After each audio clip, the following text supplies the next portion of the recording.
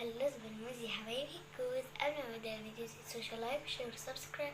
يلا بينا نبدأ الفيديو. طبعا يا جماعة انتوا عارفين ترند الجيلي اللي هو بنجيب الجيلي كيس صغنن بس انا جاية من 3. نجيب كيس الجيلي ونقوم حاطينه في طبق او علبة. انا عندي علبة ونحط عليه السفن اب. هو من زمان الصراحة ممكن محدش يفتكره. حطه في الفريزر فانا هقرب معاكم.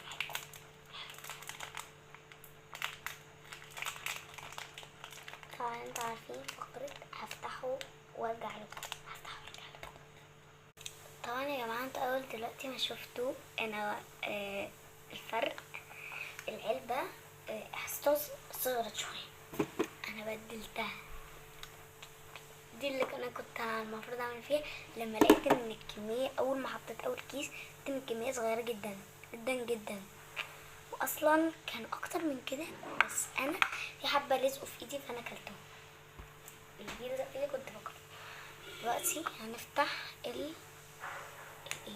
السفن. وجماعة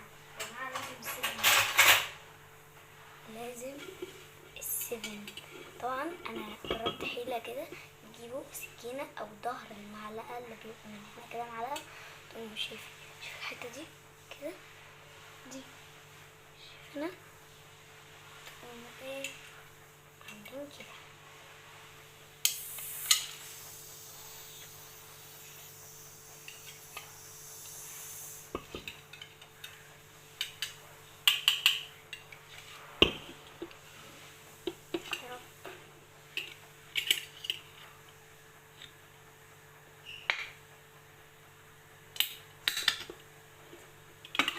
لا ثانية واحدة هروح افتحها وارجع لكم. اوكي ادركت ان احنا بنيجي من ورا كده وبنقوم ايه جايبين كده ونقوم فاتحينها لقدام. اوكي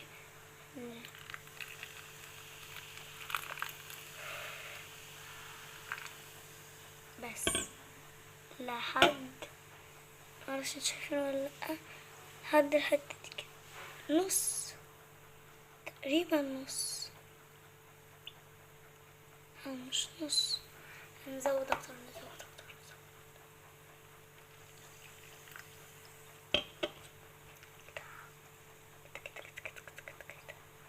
دي بقى النص كده. وثانية واحدة بقى هروح اوريكم وانا بعمل الفريزر عشان اقلب الكاميرا. نحط في الفريزر وانا حطيناها في الفريزر حطيتها دلوقتي، والمفروض كنت تسيبها 10 ساعات بس انا هسيبها يوم كامل. واستنوا بارت 2.